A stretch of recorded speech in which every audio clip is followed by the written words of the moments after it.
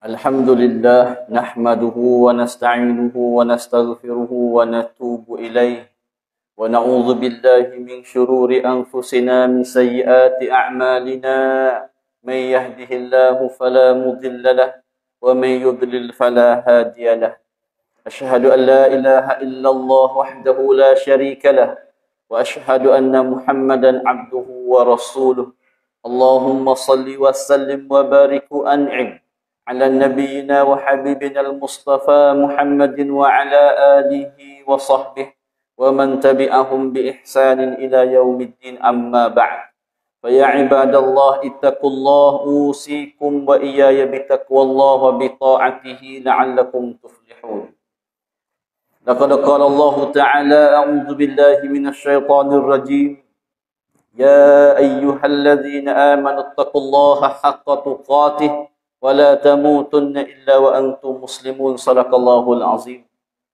Hadirin muslimin Jumat yang dirahmati Allah Subhanahu wa taala sekalian. Marilah kita sama-sama tingkatkan iman kita kepada Allah.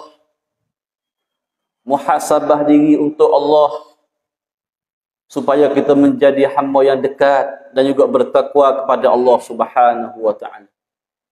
Bertakwa kepada Allah satu kewajipan kita orang Islam, hamba Allah yang beriman kepada Allah, dan serta kita rasa kita adalah hamba Allah. Tak cukup kita bertakwa, kita takut kepada Allah, tapi masih lagi kita rasa kita jadi tuan, rasa kita jadi raja, rasa jadi lebih. Sedangkan takwa kepada Allah, Allah ajarkan kita rapat masuk dekat dengan Dia, serta rasa di hati kita kata kita adalah hamba Allah Subhanahu wa taala. Ibadat semaya satu-satunya ibadat yang jelas tunjuk kata kita ni tidak akan sujud. Anggota yang paling mulia sekali dalam tubuh badan kita iaitu kepala kita ke mana-mana makhluk lain pada Allah Subhanahu wa taala. Hadirin muslimin yang dirahmati Allah Subhanahu wa taala. Alhamdulillah pada hari Jumaat waktu tengah hari suka saya nak cerita beberapa ayat dalam Al-Quran sebagai ambil pengajaran, ambil faedah dan mari ukur dengan keadaan semasa. Sejauh manakah iman kita dengan Allah Subhanahu wa taala? Dalam keadaan yang kita sibuk dengan urusan dunia kita. Dalam keadaan kita sibuk dengan lihat sibuknya dunia ini juga.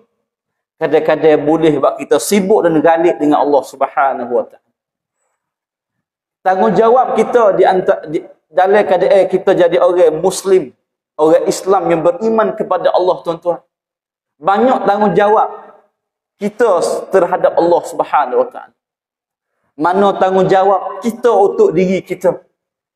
Tanggungjawab kita untuk ahli keluarga kita, termasuk isteri kita, anak-anak, cucu-cucu kita. Tanggungjawab kita sebagai orang yang dibagi amanah dalam masyarakat. Dan tanggungjawab kita terhadap saudara Islam kita. Kalau kita dengar, tuan-tuan, tanggungjawab ni sangat besar. Dan kalau kita muhasabah baik-baik, banyak kelonggaran, banyak kebobolan kita terhadap tanggungjawab yang kita pegang, yang kita pikul sekarang.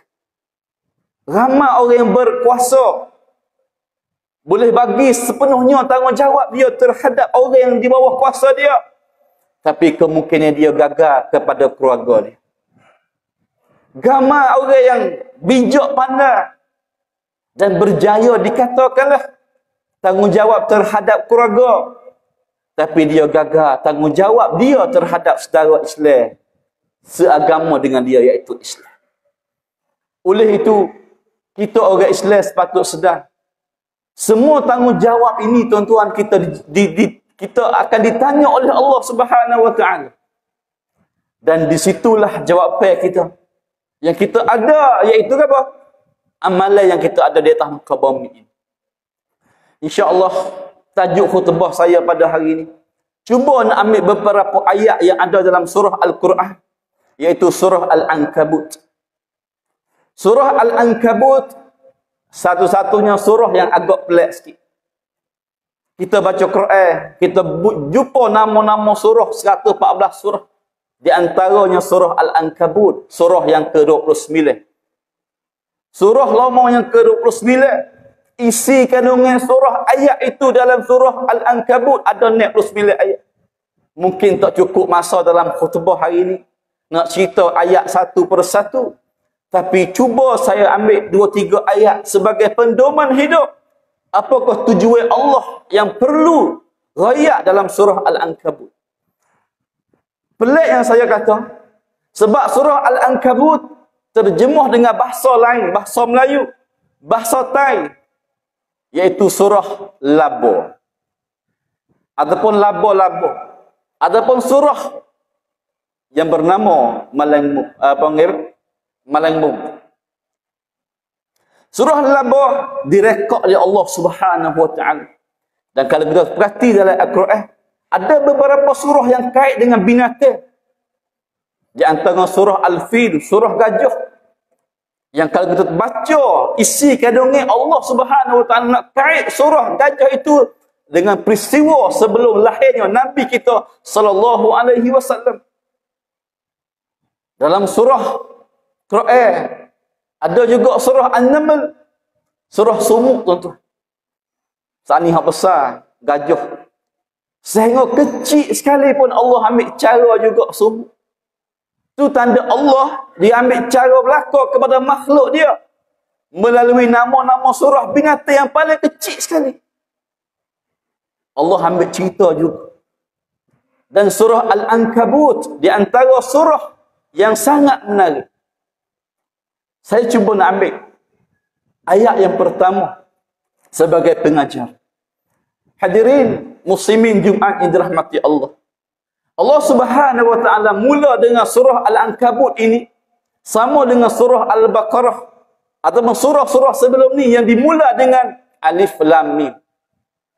Tapi yang menarik, Allah mula lepas pada itu Allah cerita tentang keadaan orang yang beriman kepada Allah. Sebab surah Al-Ankabut Allah turun di Mekah tuan-tuan. Awal-awal Nabi kita sallallahu alaihi wasallam dakwah agama di Mekah sangat-sangat mencabar oleh orang musyrikin Mekah. Lebih-lebih lagi tentang keimanan mereka. Kalau kita kaji sejarah bezanya Nabi dan para sahabat Mekah dengan Madinah. Dengan Madinah banyak peristiwa perang. Sehingga sahabat ada alat, ada benar nak toktor orang-orang yang lawan agama Allah. Orang-orang yang sedih agama Allah. Tapi di Mekah Allah tak suruh Nabi dan para sahabat pakai pedang. Tapi pakai jiwa yang beriman kepada Allah. Jiwa yang beriman kepada Allah ni kadang-kadang lebih kukuh, lebih tajam daripada pedang lagi. Allah sebut, bolehkah kita duduk diam? Dan kita kata kita orang yang beriman kepada Allah. Sedangkan Allah tak uji apa-apa kita. Sedangkan orang-orang terdahulu Allah uji mereka. Dan tujuan Allah uji itu untuk nak bagi jelas selalu dah siapa yang beriman kepada Allah, siapa yang tak beriman kepada Allah. Di sini kita boleh lihat Allah bagi amaran, Allah bagi pesan ni kepada kita juga kadang-kadang. Alhamdulillah lah, nampak nikmat banyak dalam hidup kita. Kita jangan perasan lagi tu. Kata kita orang yang beriman. Sedangkan orang yang beriman sungguh Allah akan uji dia. Allah akan uji mereka itu. Kita ni kadang-kadang lupa istilah kamniyah, beriman kepada Allah. Dalam keadaan kita seni lama sikit.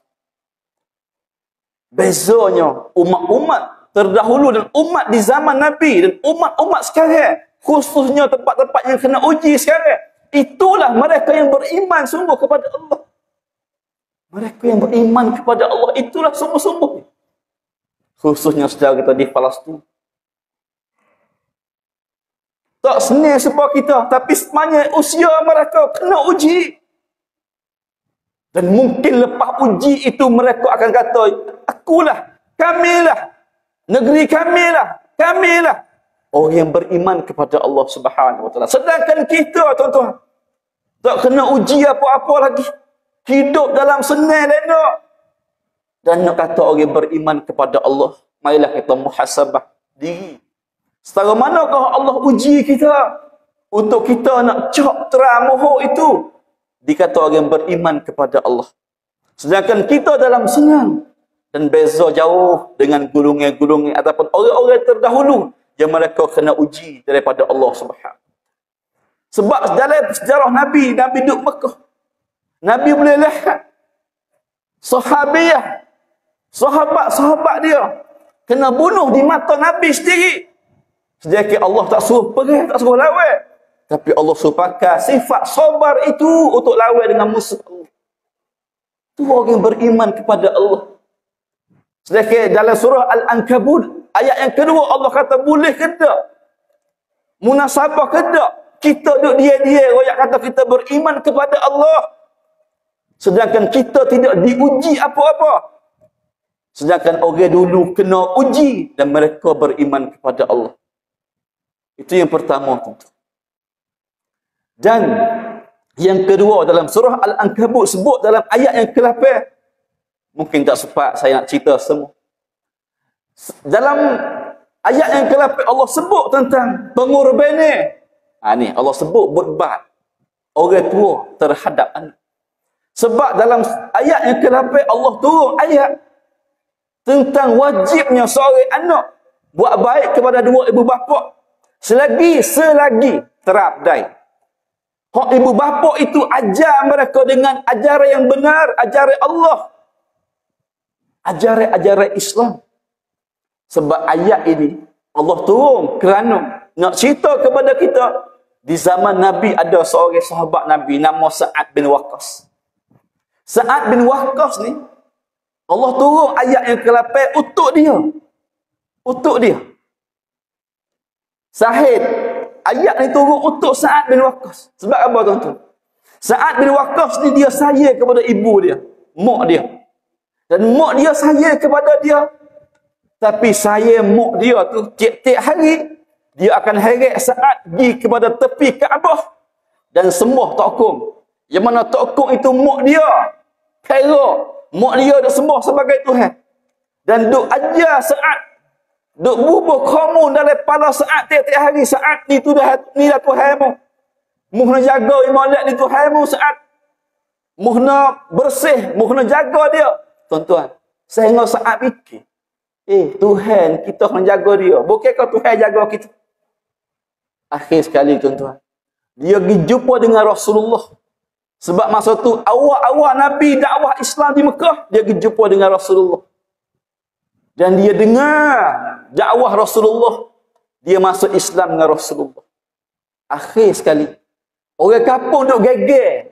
Kata Sa'ad, anak mak dia ni masuk Islam. Sehingga mak dia tak percaya. Apabila Sa'ad klik rumah, mak dia tanya, wahai Sa'ad. Sebab apa dia tanya molek? Sebab dia sayang kau Sa'ad. Wahai Sa'ad, benarkah orang kampung duk cerita tu? Kata sekarang ni, mutukar dah akidah. Mutukar dah agama. Agama tok nenek kita. Agama tokong hak mak bagi sembah, bagi mu sembah tiap-tiap hari tu. Mutukuk, mugi turut agama Muhammad. Benar kau kata apa, wahai Sa'ad? Tuan-tuan, Sa'ad ni, soalan ni, dia kena pilih. Di antara saya ke ibu. Dan dia tahu, kalau dia kata, ya ibu, ya mak dia akan rasa sangat kecewa. Dan boleh dikatakan dia deraka kalau dia dibuat apa ni. Tapi di masa yang sama tentang Tuhan. Akhir sekali dia jawab, ya mak. Ya ibu, saya dah tukar tu agama Muhammad iaitu Islam. Sebab Muhammad nam senda royak agama tentang Tuhan tu lebih jelas Tuhan Ummah ni. Tuan-tuan, ibu dia wak lolok sakit. Sehingga dalam sejarah sebut, ibu dia 7 hari tak makan nasi. Nak wak sakit. Nak wak sial. Nak wisat sial ke ibu dia. Hari mula-mula tak makan nasi. Hari yang kedua tak makan nasi. Dan Sa'ad pun duk cari ibu dia. Tapi so yang tak boleh terima, tak boleh tukar, tak boleh turut ibu dia ke apa? Tukar agama kepada agama asal. Tak boleh. Akhir sekali tuan-tuan, saat buat keputusan, kalau dia biarkan ibu dia toksok dia lagu ni, mungkin ibu dia akan sakit sungguh. Sebab 7 hari tak makan. Dia kata apa? Wahai ibu, kalaulah ibu diberi oleh Allah 70 nyawa, 70 nyawa, maksudnya ibu akan hidup mati 70 kali pun, saya tak akan tukar agama ini. Tuan-tuan, ini iman kepada Allah Subhanahu Wa Taala. Iman. Iman ni yang kita cari sekarang.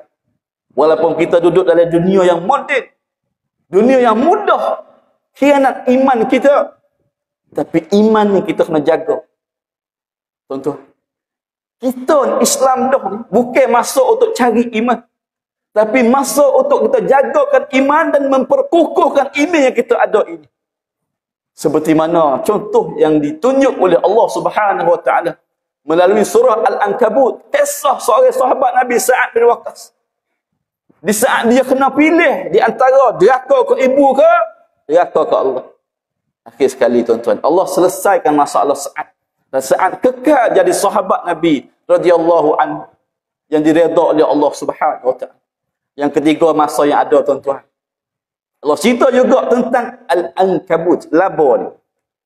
Panjang Allah cerita dalam surah laba ni. Tapi Allah mari sebut laba ni dalam ayat yang ke-41. InsyaAllah kita sama ada khutbah yang kedua. Barakallahu li wa lakum fil Qur'anil azim wa nafa'ni wa iyyakum bima fihi minal ayati waz zikril hakim wa taqabbala minni wa minkum tilawatahu innahu huwas samiul alim.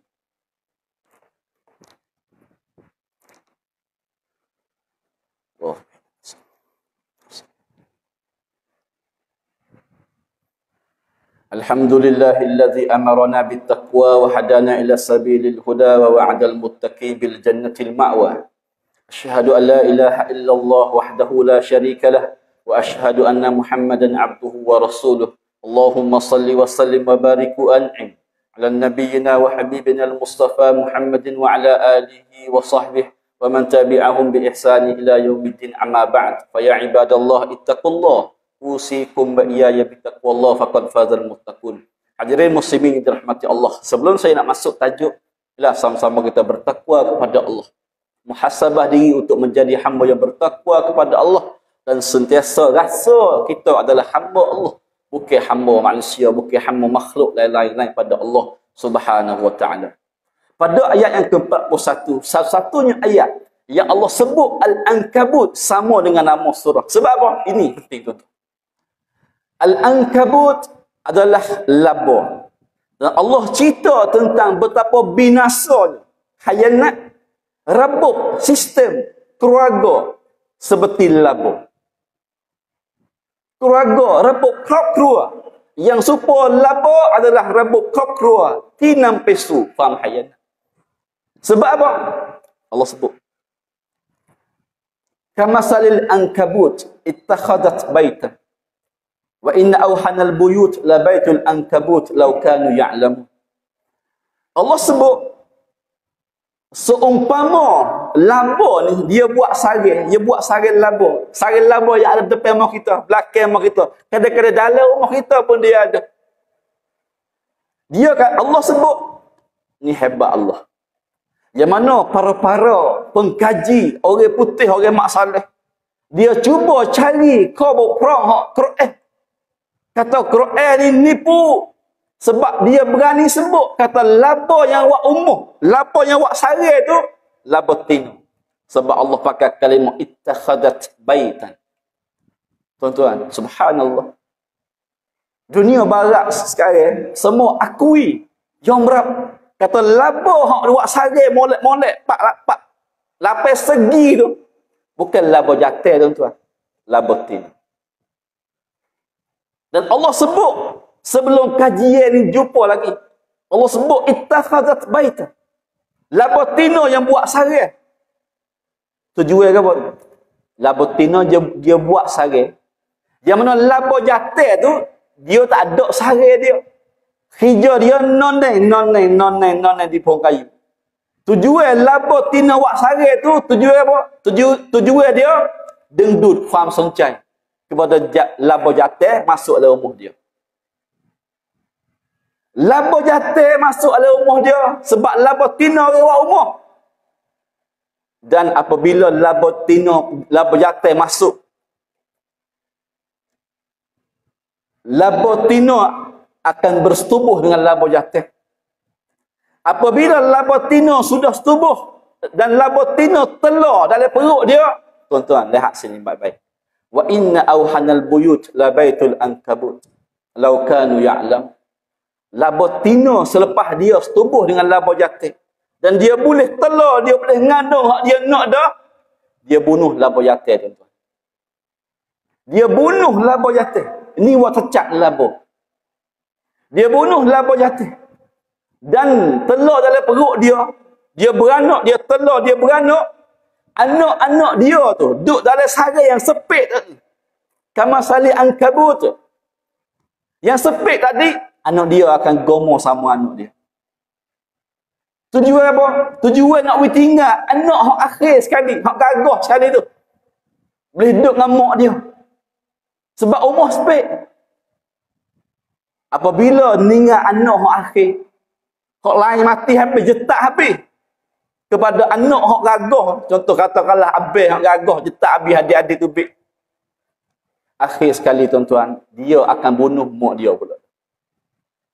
Dia akan bunuh mak dia yang pemilik cokong, sare, cokong rumah dem tu. Anak dia pun.